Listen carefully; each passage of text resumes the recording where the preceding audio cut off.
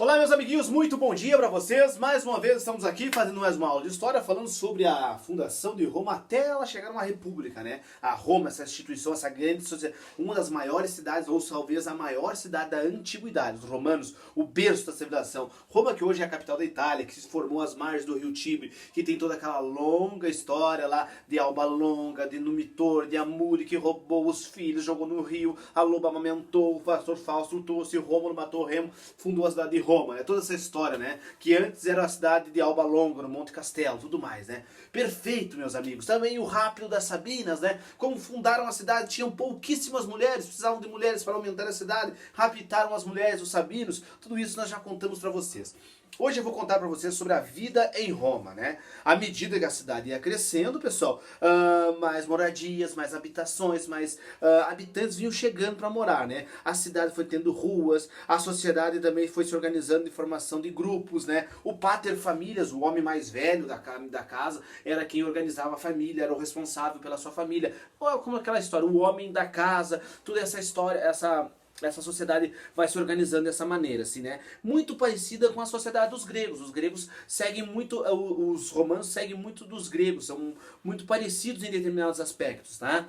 Outra coisa da vida em Roma, a mulher, ela era, vamos dizer assim, as mulheres já estão acostumadas nessa parte da história, nesse momento assim, a serem submissas aos maridos. Como era lá na Grécia, em Roma não vai ser muito diferente. As mulheres não vão ter muitas alternativas, né? Elas não vão ter muito... não ter muita liberdade. Elas eram consideradas uma propriedade, né? Elas respeitavam o homem mais velho, o marido, ou o pai, alguém que era responsável por aquela mulher, né? Nas faltas dos dois primeiros, com o tempo, no entanto, as mulheres elas tinham que obedecer um homem, elas eram submissas a um homem. Mas com o tempo, no entanto, as mulheres foram criando estratégias para escapar desse controle masculino, né? Em alguns momentos da história de Roma tiveram até liberdade, até mesmo para rejeitar o casamento, né? Mas isso mais para frente de Roma. Mas no primeiro momento elas eram propriedades de um homem, né? Lá para frente, no decorrer da história, elas vão conseguir se desamarrar um pouco, desenvencilhar um pouco desse machismo, desse preconceito em relação às mulheres, né? Vocês podem acompanhar na página 32 e 33, que eu estou falando para vocês. As mulheres, elas então, aos poucos, elas vão conseguindo se libertar. Podem ver também na página 33 as roupas, né? Sabe aquela roupa que usa quando se forma? Ela vem lá de Roma, a toga, né? Aquela roupa compridona, que hoje em dia é preta, com determinada cinta, uma faixa na cintura. É a roupa que vem dos romanos, né? A toga é essa roupa, né? E as classes sociais existentes em Roma, nós temos aí três principais, né?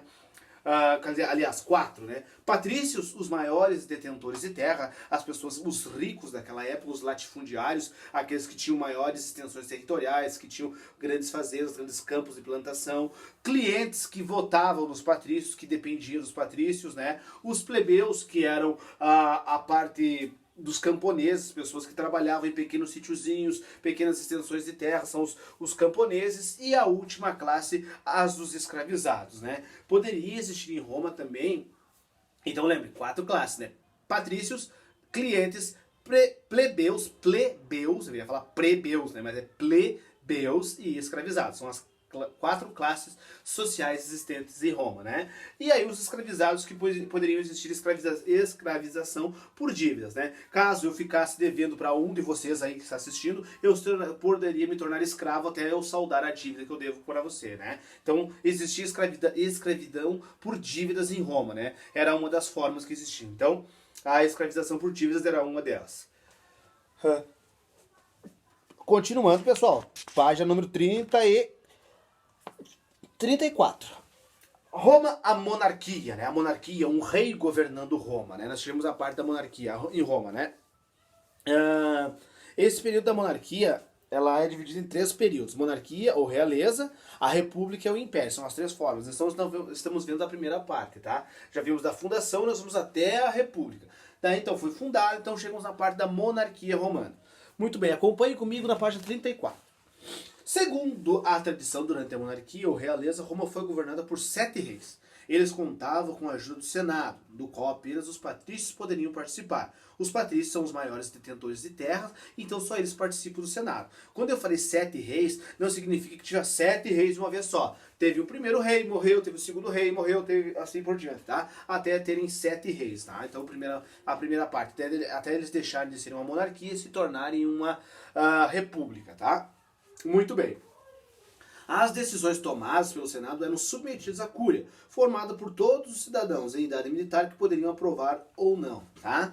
Então, era essa a parte da monarquia romana. Foram 7 reis, esses reis eram oriundos da classe mais alta, dos patrícios, e eles que determinavam o que ocorria ou não dentro de Roma. Eles faziam a votação lá e aceitavam ou não as decisões do rei. Queridos amigos, eu gostaria que vocês fizessem para a próxima aula, no caderno de atividades de vocês, a página número... Pera aí que eu já digo para os meus amiguinhos. Página número... Página 17, exercício 1.